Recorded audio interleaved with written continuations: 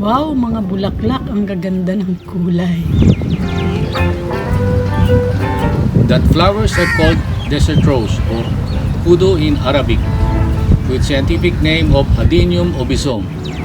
That is a poisonous species of flowering plant native to the regions of South Sahara, Eastern and Southern Africa, as well as the Arabian Peninsula.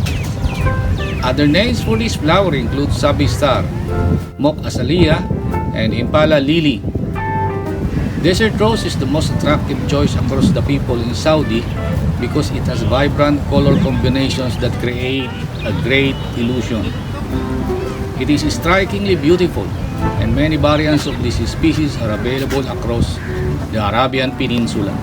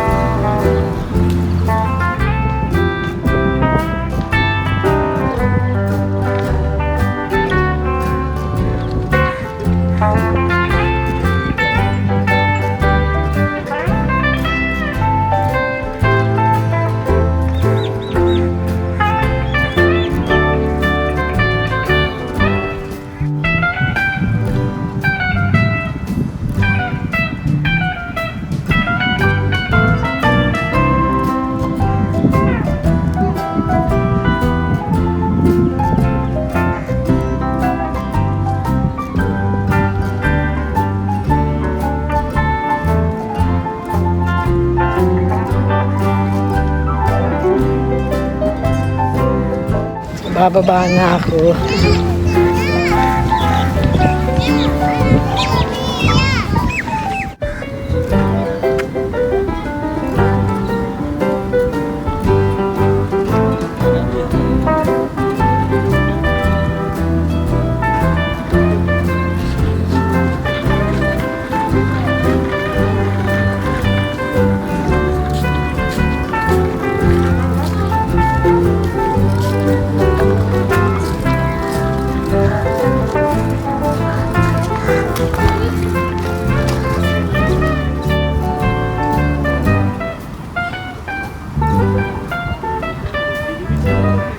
Wow, ang gagandang bulaklak na naman ito.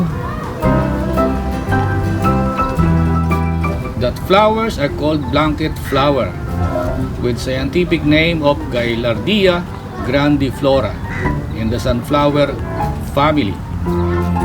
It looks like daisy flower in the Philippines, with brightly colored in shades of red, orange, and yellow.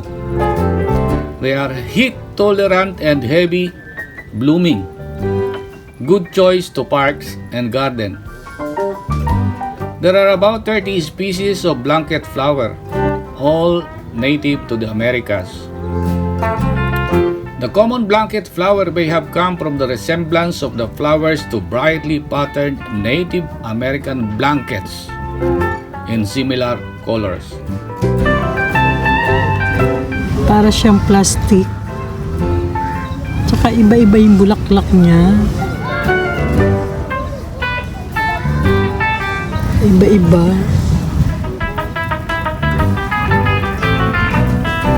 Ito yung kanyang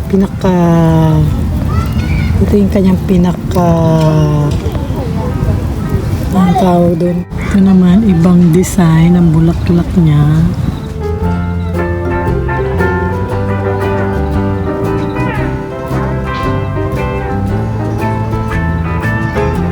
Para siyang daisy.